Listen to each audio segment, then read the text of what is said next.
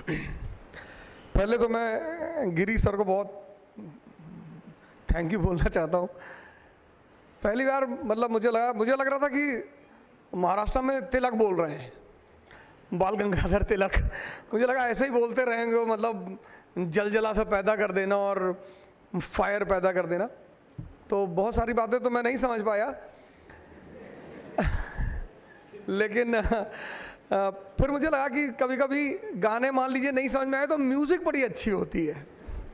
लेकिन गिरी सर ने बहुत अच्छा ज़बरदस्त उन्होंने एग्जाम्पल, मैंने इनके 2-3 एग्जाम्पल में बड़े गौर से सुन रहा था।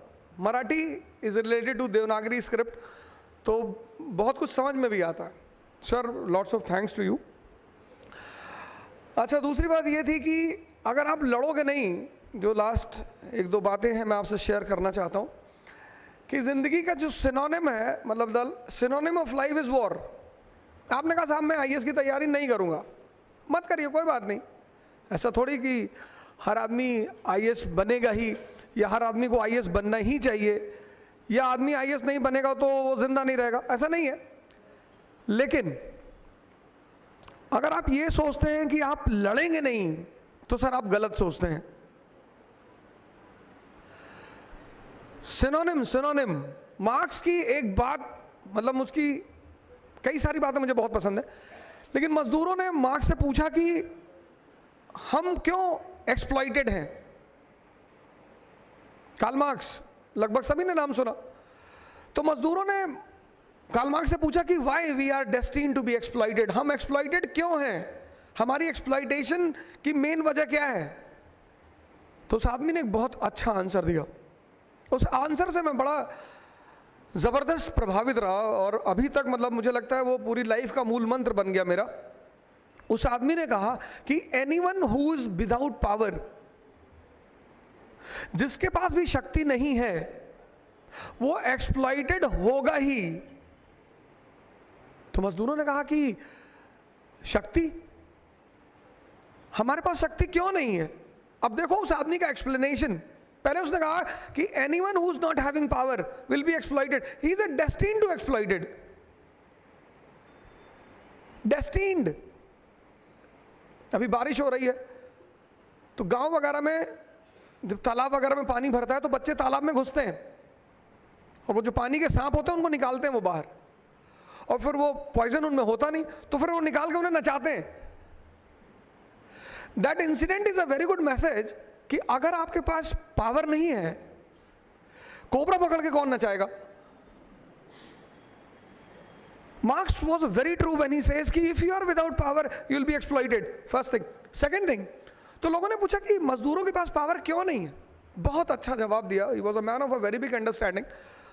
उसने कहा कि the section in the society which controls the means of production, sir वो फंडामेंटल प्रिंसिपल बन गया सोशलिज्म का। The section in the society which controls the means of production is also the ruling class. जिसके पास भी means of production होगा वो ruling class होगा, और जो रूलिंग क्लास होगा वो पॉलिसी अपने इंटरेस्ट के लिए बनाएगा। आज की रूलिंग क्लास कौन? इंडस्ट्रियलिस्ट। प्री मॉडर्न वर्ल्ड की रूलिंग क्लास कौन? Feudal lords. तो मजदूरों ने कहा फिर, बोले फिर कुछ नहीं, सॉल्यूशन। उसने कहा अगर दुनिया में 100 लोग हैं तो 5 कैपिटलिस्ट हैं और 95 वर्किंग क्लास।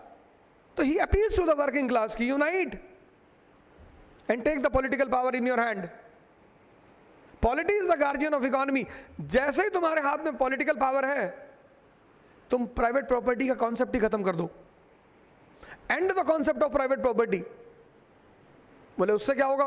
बोले you will get the control of means of production, और जैसे ही मीन्स ऑफ प्रोडक्शन तुम्हारे पास आएगी तुम रूलिंग क्लास बन जाओगे, and that will be the end of your suffering. आप आईएएस की तैयारी नहीं करना चाहते, बहुत अच्छी बात,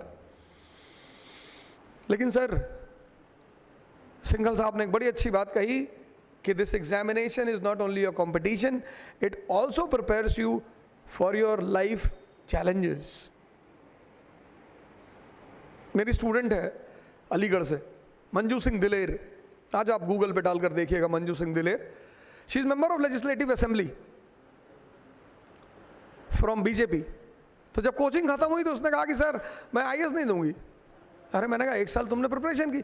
हाँ, बोली ठीक है sir, now I am interested in politics, मैं राजनीति करूंगी। Way of life, this life is, I said the synonym of life is war. आप बच ही नहीं सकते सर। अगर आप लड़ाई से भाग रहे हैं, आप आईएएस से भाग रहे हैं, बहुत अच्छी बात है। अगर आप लड़ाई से भाग रहे हैं तो यू विल रिपेंट सर। जिस आदमी को 20,000 रुपए आज सैलरी मिलती होगी,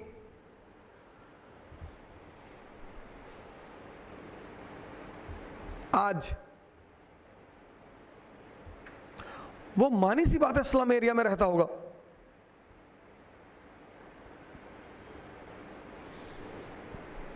जिस भी आदमी को 20,000 रुपए सैलरी मिलती होगी, 40,000 की, तो मैं तुम्हें कह देता कि तैयारी मत करो, तुमसे नहीं हो पाएगा। लेकिन जब तुम कहते हो कि मैं नीचे से देखता हूं और सिर्फ आसमान दिखाई पड़ता है, तो सोचो वहां तक सोचने में क्या जा रहा है। जब शादी कर रहे हैं सपने में, तो फिर डेमी मूर से करें, सुष्मिता सेन से करें। सपने में ही कर रहे हैं, सपने में सोच रहे कि मेरी शादी हो रही। जब सोचना ही है जिसमें पैसा ही नहीं लगता, और सोच आपको ताकत देती। कैंसर से कोई नहीं मरा आज तक, किसी की डेथ आज तक कैंसर से नहीं हुई, डेथ डर कर हुई।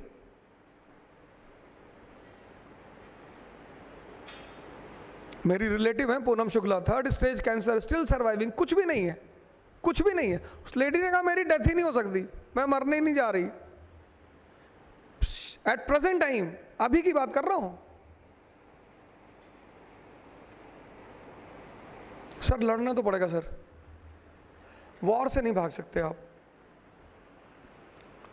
तो मैंने आपसे कहा, ये बात मैंने कही, सर ने भी आपसे कहा कि हम 2019 डॉक्टर अंबेडकर ईयर मना रहे हैं। उसके पीछे एक रीज़न सबसे बड़ा ये है कि मैं इतना प्रभावित हूँ डॉक्टर अंबेडकर से। सबसे ज़्यादा अगर मैं किसी से प्रभावित हूँ तो 4-5 लोग हैं, और डॉक्टर अंबेडकर उसमें सबसे इम्पॉर्टेंट आदमी है। बस एक चीज़ मुझे बहुत प्रभावित करती है उस आदमी की, कि अगर आप मेरी बेइज्जती कर दें यहाँ, तो शायद दोबारा मैं पूना ही ना आऊँ। या मैं अगर आपसे कह दूँ कि please get out of the class, तो शायद आप दोबारा मुझसे मिलने ना आए। Doctor Ambedkar was humiliated every day, every day he used to sit outside the class। या लोग जो क्लास में बैठते हैं उनका कंसंट्रेशन नहीं बनता। I imagine about that personality, कि उस आदमी के अंदर कितना दम रहा होगा। Every day humiliation sir. आप कहीं जा रहे हैं, आपको पता है कि आपको डेली आपकी बेइज्जती होगी, डेली, लेकिन आप जा रहे हैं। क्यों? क्योंकि आपका मिशन बड़ा है। बस वो चीज जब मैं सोचता हूं तो मुझे लगता है कि नहीं नहीं नहीं, नहीं, वो एक कॉमन पर्सनैलिटी नहीं रहे होंगे। Every day. तो हमने इस ईयर को डॉक्टर बाबा साहब अंबेडकर को डेडिकेट किया। इकरा ने मुझसे कहा कि आप, मैंने कहा देखो भाई, दिल्ली में मेरा बेस है तो मैं हिस्ट्री पढ़ाऊंगा आकर आपको, पूरी हिस्ट्री मैं साल भर पढ़ाऊंगा, एंशिएंट, मेडिवल, मॉडर्न वर्ल्ड, वो तो पूरा मैं पढ़ाऊंगा। लेकिन पूरे साल, जैसे मैंने आपसे शुरू में भी कहा कि direction is very important thing, तो पूरे साल मैं 3 प्रोग्राम यहाँ चला रहा हूँ। एक तो न्यूज़पेपर और दूसरा एनसीईआरटी। मैंने आपसे यह भी कहा कि 1 हफ्ते की क्लास डेमो क्लास है, आप सब आए, मैं आप सब लोगों को इनवाइट कर रहा हूँ। और इस हफ्ते मैं आपको सिर्फ एक चीज़ सिखाऊंगा, एनसीईआरटी पढ़ना। And I can give you the guarantee कि शायद इस हफ्ते के बाद आप एडमिशन ले ना लें, वो एक अलग चीज़ है, लेकिन आपको एक चीज़ पता चल जाएगी कि पढ़ना कैसे है। पढ़ते बहुत सारे लोग हैं, इसलिए मैंने आपसे कहा कि 1 हफ्ते की क्लास डेमो है। आप एकदम आइए, बैठिए, क्लास अटेंड करिए। किसी मैडम ने कहा कि कोचिंग करना ज़रूरी है या नहीं, बिल्कुल बिल्कुल कोई ज़रूरी नहीं है, पर जो काम आप 1 साल में कर सकते हैं, कोचिंग आपके उस काम को 4 महीने में करा देगी। आप भी कर लेंगे, ऐसा नहीं आप नहीं कर पाएंगे। कोचिंग आप सोचेंगे, बैठ के वर्कआउट करेंगे, कोचिंग आपके उस एफर्ट को रिड्यूस कर देगी। अगर आपके पास, जैसे अभी इन्होंने कहा मेरे पास 3 साल का टाइम है, तो इनके पास टाइम है, ये चाहें तो 3 साल में अपने आप को बहुत ज्यादा मजबूत कर सकते हैं। तो पहली चीज कि पूरा साल प्रोग्राम डॉक्टर बी.आर. अम्बेडकर के नाम पर प्रोग्राम है। अब इकरा ने उसके लिए पूरी फीस स्लैश डाउन कर दी, जो भी की है उन्होंने, वो आप उनसे इंक्वायर कर सकते हैं। प्लस 3 प्रोग्राम मैं पूरे साल आपके साथ करूंगा। एक मैंने कहा न्यूज़पेपर, एक एनसीईआरटी और एक टेस्ट सीरीज। तो जितने लोग एलिजिबल हैं 2020 देने के लिए, मेरी बातें गौर से सुन ले, जितने लोग एलिजिबल हैं 2020 देने के लिए और जो पनिशमेंट सहने को तैयार हैं, क्योंकि अगर आप आएंगे इस प्रोग्राम में तो आपको मेरा होमवर्क करना पड़ेगा सर, नहीं तो मैं आपको मारूंगा बहुत। क्योंकि हम सबकी आदत है डिसिप्लिन।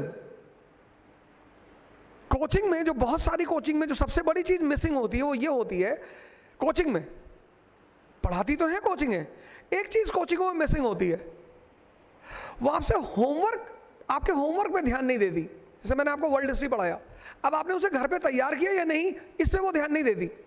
और जब आप फेल होते हैं तो 99% आप कोचिंग को ब्लेम करते हैं, यार इन्होंने कायदे से पढ़ाया नहीं था। नहीं सर, उन्होंने आपको कायदे से ही पढ़ाया होगा, लेकिन आपने होमवर्क नहीं किया। And it's a human tendency कि वो अपनी फेलियर को अपने ऊपर कभी नहीं लेना चाहता। इकरा ये आपको सबसे बड़ा गिफ्ट देगी इस पूरे साल। कौन सा गिफ्ट? पनिशमेंट का। टेस्ट में नहीं आओगे तो 5,000 रुपए फाइन दोगे, किसी का तो फायदा हो, आपका नहीं हो, मेरा तो हो। क्योंकि मैंने इन लोगों से कहा कि फाइन का जितना भी पैसा है वो मेरा, तो मैं तो चाहूंगा ज्यादा से ज्यादा लोग ना दे टेस्ट। आपके पैर में दर्द है, आपके सर में दर्द हो रहा है, आप नहीं आ सकते, हाँ जेन्युइन रीजन है, ठीक है, वो तो आप देख पता ही चल जाता है लोगों से। सिंघल साहब ने कहा कि बस्सी साहब मेरे चेयरमैन थे, मुझे पता चल गया कि पुलिस वालों से झूठ बोलूंगा और परेशान होंगे। आपने कहा सर मैं ड्राइविंग लाइसेंस घर भूल आया, पुलिस वाले ने वो तो तुरंत कहेगा कि सांस क्यों नहीं भूल आए घर पे, वो तो साथ में लेकर आए हो ना। आप 2 बजे रात में पूना में टहल रहे, पुलिस वालों ने रोका कि कहां टहल रहे हो, क्या साहब ऐसे ही टहल रहे, बहुत मारेंगे। ऐसे ही तुम्हारे मन में आएगा, तुम किसी को मार भी दोगे। जेन्युइन रीजन बताओ कि सर आइसक्रीम खाने गए थे एमजी रोड पे, अच्छा ठीक है, नहीं मारेंगे आपको, वो भी इंसान ही है सर, पर उनकी ट्रेनिंग, उनको पता है कि कौन आदमी क्या बोल रहा है। आपने कहा सर ड्राइविंग लाइसेंस नहीं लाए, आपने कहा सर गलती हो गई, सॉरी सर, मैंने सोचा कोई पकड़ेगा नहीं तो मैं ऐसे ही निकल आया। जेन्युइन आंसर है।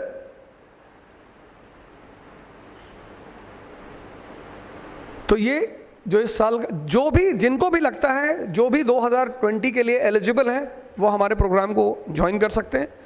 पर ये सारी प्रोग्राम के स्पेशल फीचर्स रहेंगे। काम सर करना ही पड़ेगा आपको, और खासकर होमवर्क, क्योंकि ये पूरा गेम सिर्फ एक फॉर्मूले पे डिपेंड करता है, क्लास वर्क एंड होमवर्क। जिसने क्लास वर्क के साथ होमवर्क कर लिया तो कोचिंग 80% सिलेबस पूरे साल में खत्म करती है। वो टारगेट होता है कोचिंग का, 100 कोई कर ही नहीं सकता। अब अप्रैल एंड में अगर आपने 80% सिलेबस पे आपका कमांड है तो 50% पे आपका सिलेक्शन होता है।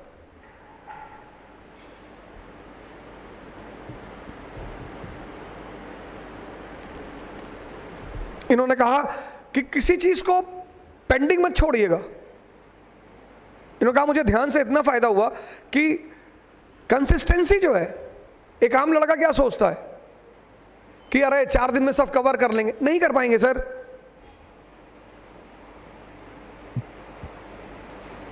राणा सांगा को लड़ना आता था, बाबर से हार गए।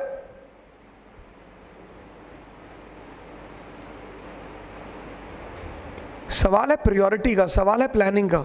तो ये पूरे साल इकरा ये प्लान करने जा रही 20 का, क्योंकि मैंने जो इकरा के फाउंडर मेंबर्स हैं उनसे मैंने कहा था कि देखो, कंपटीशन का पहला लॉ है सक्सेस, रिजल्ट। आपने 20 का बैच बनाया और 10 लड़के आपके मेंस लिख रहे हैं, तो you will immediately get the momentum इन पूना। अगर आप मोमेंटम चाहते हैं पूना में, तो आप स्ट्रेंथ को मत देखिए कितने लड़के आ रहे हैं, कोई बात नहीं। इन्होंने पहला बैच बनाया, 30 लड़के थे, अच्छा था। तो मैंने कहा आप रिजल्ट पे कंसंट्रेट करो। If you succeeded in giving the result this year, और 10 में से एक बच्चा आपका फाइनली सेलेक्ट हो गया, आप तो चाहोगे 10 में से 10 हो जाए, पर अगर एक हो गया तो फिर आपको यहां पे तुरंत मोमेंटम मिलेगा।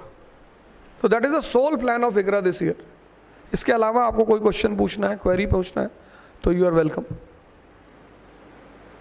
If you have any questions you can ask from me.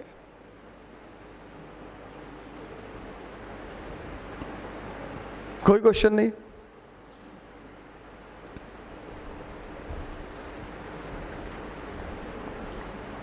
Please ऐसा पूछना जो मुझे आता हो।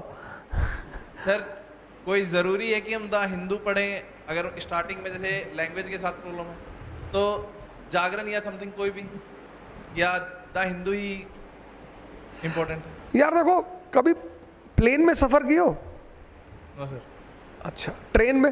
हाँ जी सर। किस क्लास में? 3 टायर में। एसी? हाँ जी सर। और स्लीपर में? ये है सर, जर्नल में भी। तो द हिंदू जो है ना वो फर्स्ट क्लास एसी है। ठीक है, ठीक है।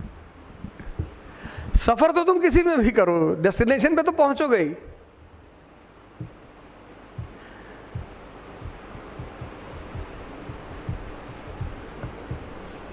और कोई सवाल?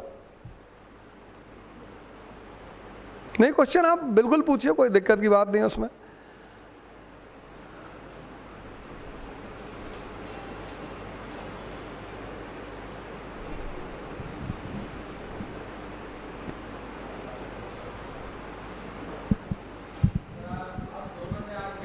काफ़ी बताया कि मेडिटेशन की बहुत ज़्यादा इम्पोर्टेंस होती है, तो उसे कैसे स्टार्ट कर सकते हैं? मतलब जैसे उन्होंने विपासना का नाम लिया, आप इंजीनियरिंग का नाम लेते हो, या फिर घर से, तो उसे कैसे स्टार्ट किया जाता है? नहीं, मेडिटेशन का बड़ा अच्छा जवाब फिर इन्होंने दिया कि जो चीज़ जैसी है, जो चीज़ जैसी है, जैसे मेडिटेशन का मतलब ये कि please sit down.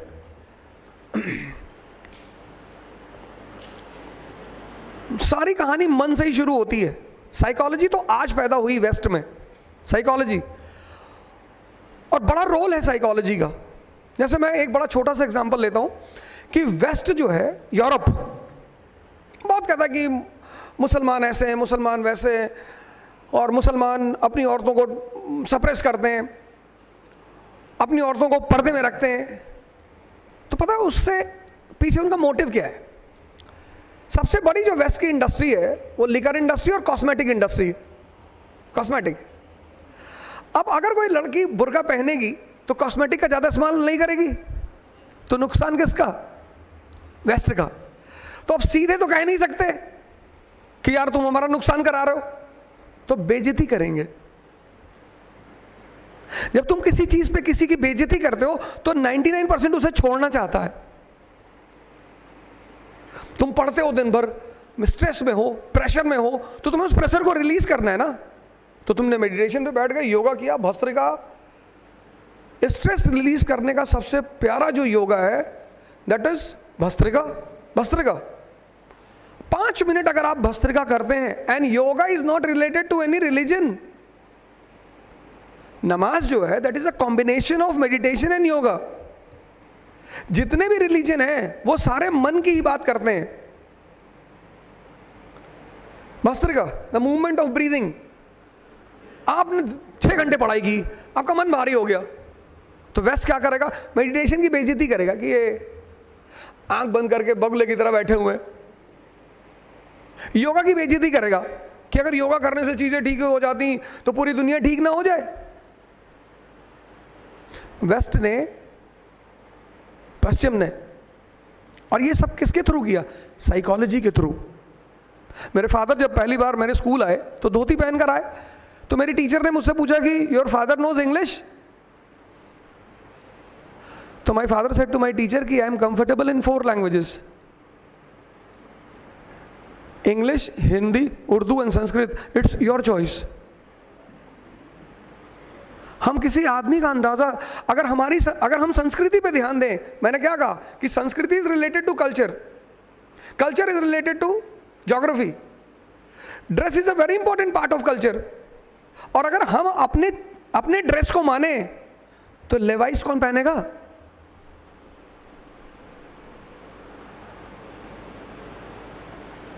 Meditation means to understand the mind and to manage the mind according to requirement.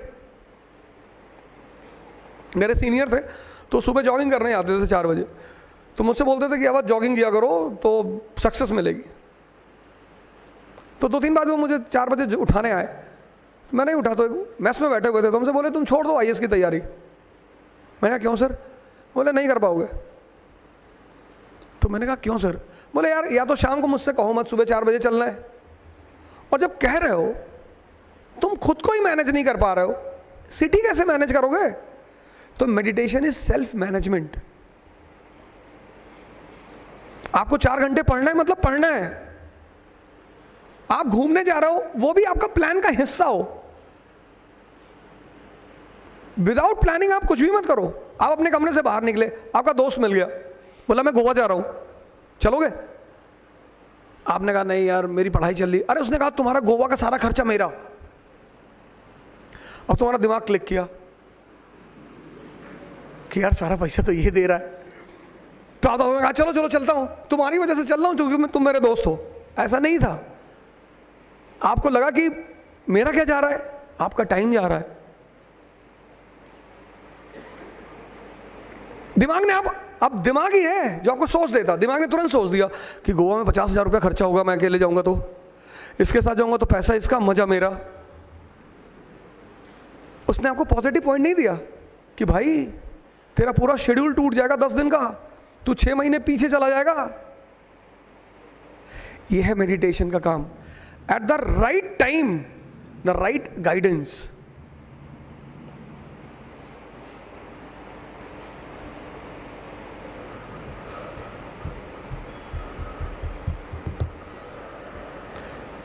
Anyone else? Please, please, please. वो पीछे एक साहब बैठे हुए हैं।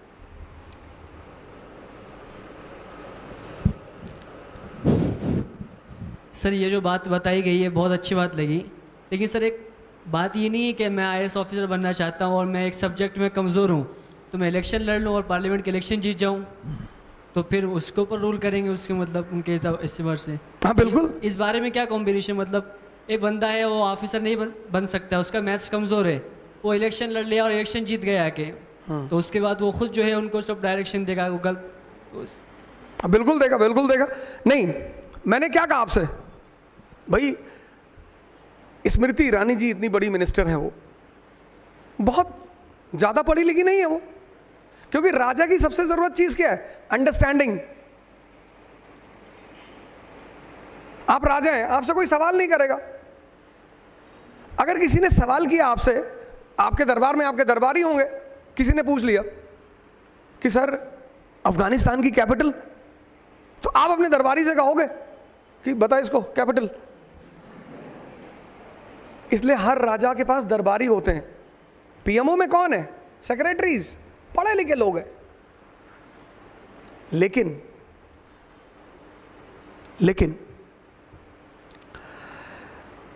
किसी के बल पर राज करना, जैसे अकबर की महानता गाई जाती है, पर अकबर की महानता के साथ एक चीज और जुड़ती है, उसके 9 ज्वेल्स। कि ठीक है अकबर महान था, लेकिन महान सिर्फ इसलिए था क्योंकि वो अपने समझदार लोगों को सुनता था। यानी उसकी महानता के साथ साथ कुछ और लोग भी जुड़े हुए हैं। पर ऐसा अब्राहम लिंकन के साथ नहीं है।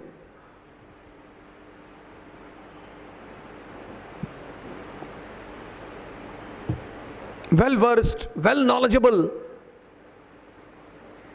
और मैं तो आपसे कहता हूं कि IAS बन के पार्लियामेंट में आइए, तो बाकी जो लोग बैठे हैं आपके सामने, भाई सुभाष चंद्र बोस की सबसे बड़ी अचीवमेंट क्या थी? समाज की जो सब आज जैसे आप मान लीजिए मिडिल क्लास के हैं और आप राजनीति में जाना चाहते हैं, आपको 20 साल लगेगा अपना सोशल स्टेटस पैदा करने में, पर आपकी रैंक आ गई 10th रैंक इन IAS, पूरा मोहल्ला माला लेके खड़ा है, पूरा शहर आपके भजन गा रहा है कि भैया बहुत अच्छे हैं, एक बार हमारे मुंह पे थूक दिया था इन्होंने।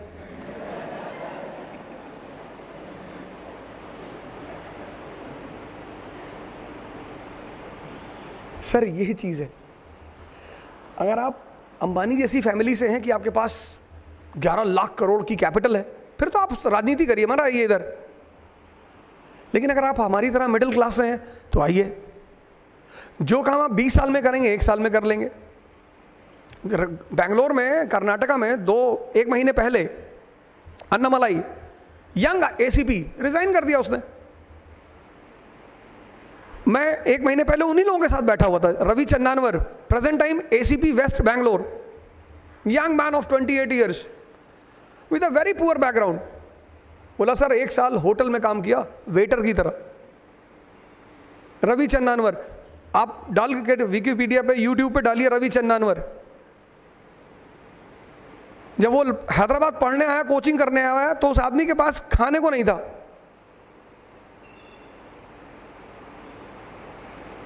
खाने को तो जिनसे वो एंथ्रोपोलॉजी पढ़ रहा था, जब उनको पता चला कि ये बंदा 2 दिन से खाना नहीं खा रहा है, तो उन्होंने कहा बेटा आप हमारे घर में खाना खाना। प्रेजेंट टाइम उसको सिंघम कहा जाता है कर्नाटका का। Present time ACP waste Bangalore, present कह रहा सर 10 साल नौकरी करूंगा बस, ओनली 10 ईयर्स, फिर राजनीति करनी है। पॉलिटिक्स है ही डिसेंट लोगों की जगह। हम इतनी ऊंचाई तक क्यों पहुंचे थे? क्योंकि हमारे पास सरदार पटेल जैसे लीडर थे, शास्त्री जैसे लीडर थे। शास्त्री गोज टू चाइना और अपर कोट फटा हुआ है, प्राइम मिनिस्टर ऑफ इंडिया।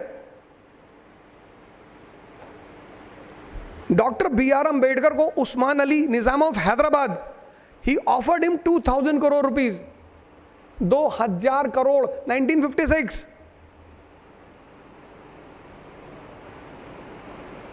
हम इतनी ऊंचाई तक क्यों पहुंचे? हमारे जो गाइड थे, हमारे जो पॉलिटिशियंस थे, लीडर्स थे, वो खुद बहुत महान थे। यहां जो लोकल लीडर है शहर का, गांव का, वो फॉर्च्यूनर से चल रहा है, उसके पास 200 करोड़ की प्रॉपर्टी है। तो आप एकदम राजनीति करिए, पर अगर आपके पास 10,000 करोड़ है तो अभी से करिए। हमको बताइए, मैं 2-4 लीडरों से आपको मिलाता हूं। नहीं है तो UPSC is the best way. Please.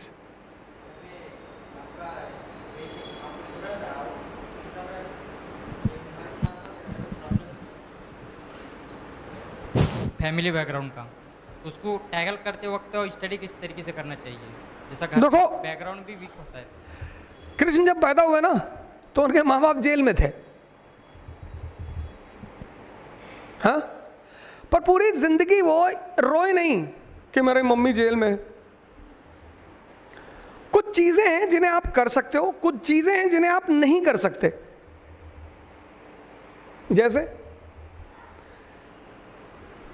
जैसे आप हर आदमी को हर बात समझा नहीं सकते।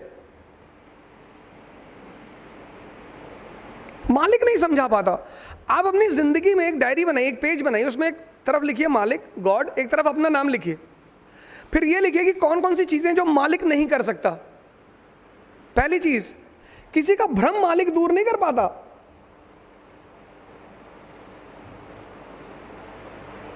जब मालिक नहीं कर पाता तो आप क्यों कर रहे हैं? हर वो इंसान परेशान है जो वो काम करना चाहता है जो मालिक नहीं कर पा रहा है। इतने सारे पैगंबर आए, जय श्री राम नहीं बोलोगे तो मारेंगे, जय श्री राम नहीं बोलोगे तो मारेंगे, ठीक। तो राम को तो मुसलमान भी पैगंबर मानते हैं। मोहम्मद इकबाल सेज कि राम इज अ पैगंबर है हिंद। लेकिन जब तुम जय श्री राम ना कहने पे किसी को मारोगे तो वो तो आपको डेमन समझ लेगा कि यार इनके भगवान तो भगवान है ही नहीं। तुम ऐसी एक्टिविटी करो, ऐसी हरकतें करो, ऐसे काम करो कि लोग तुम्हारे प्रॉफिट की इज्जत करें। आज ये आईएएस बने तो इनके साथ किसकी इज्जत बढ़ी? इनके परिवार की। आपके कर्म ही तो आपके परिवार की इज्जत बढ़ाते हैं। तो जब आपके कर्म आपके परिवार की इज्जत बढ़ाएंगे तो आपके कर्म आपकी प्रॉफिट की इज्जत नहीं बढ़ाएंगे। Instead of asking anyone to say jai Shri Ram और टू से अल्लाहू अकबर, if I do certain things which helps them, वो खुद ही बोलेंगे। तो तुम ये देख लो कि ऐसी कौन से चैलेंजेस हैं जिन्हें तुम कर सकते हो, और यही है टैलेंट, मैनेजमेंट ऑफ माइंड। और कुछ भी नहीं है टैलेंट। डर सबको लगता है, इन्होंने भी कहा कि हमको भी डर लगता था, हमको भी, सबको लगता है। मौसम खराब है, कल मैं दिल्ली से आ रहा था तो टर्बुलेंस में फंस गया प्लेन, उसने बम मारा पूरा, बगल में एक लेडी तो सब चिल्लाने लगे। मैं चिल्लाता तब तक मेरी नजर उस लेडी पे चली, मुझे हंसी आ गई। डर मैं भी डर रहा था, लेकिन दूसरे का डर देके मुझे मजा आ गया। मैनेजमेंट, मैं थोड़ा सा ऐसा कि डर थोड़ी रहे, आईएएस के टीचर है, लेकिन मुझे अंदर से पता था कि हो क्या रहा है। इसको बोलते हैं मैनेजमेंट। यही तो आर्ट है आपकी, यही तो स्पेशलिटी है आपकी।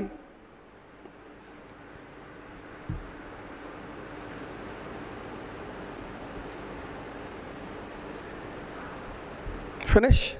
तो कल सुबह 10 AM से हमारी, यस प्लीज, यस प्लीज।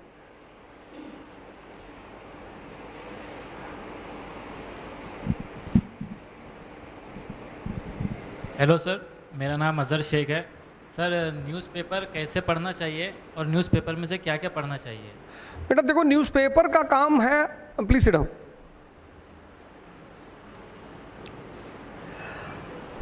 दो चीजें हैं, एक व्हाट एक Y.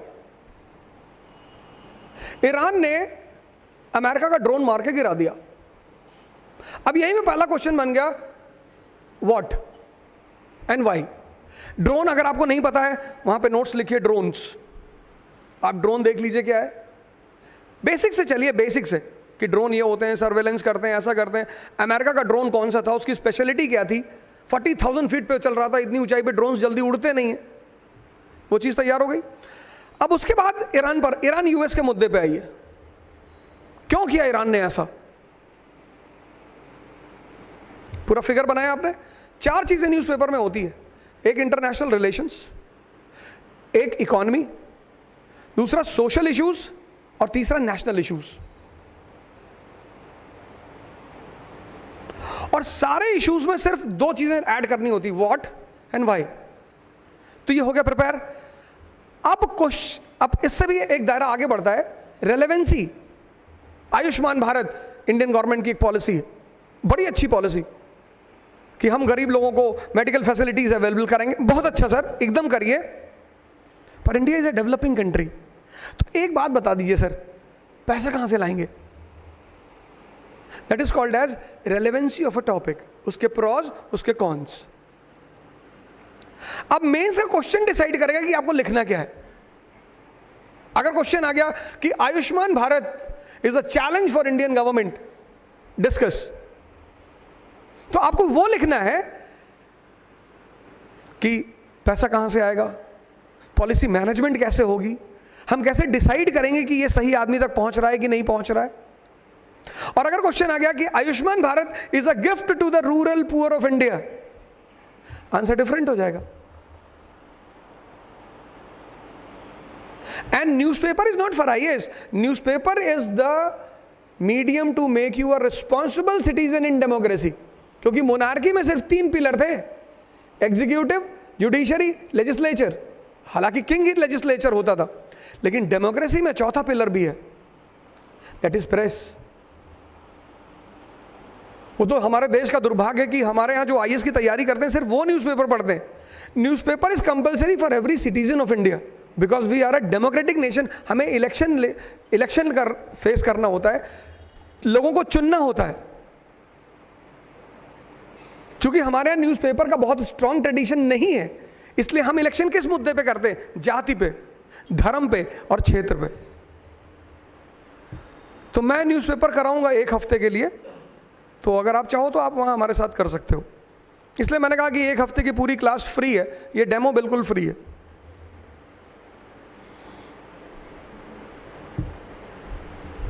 Tomorrow the class will start at 10 a.m. So from my side, all are invited. Thank you.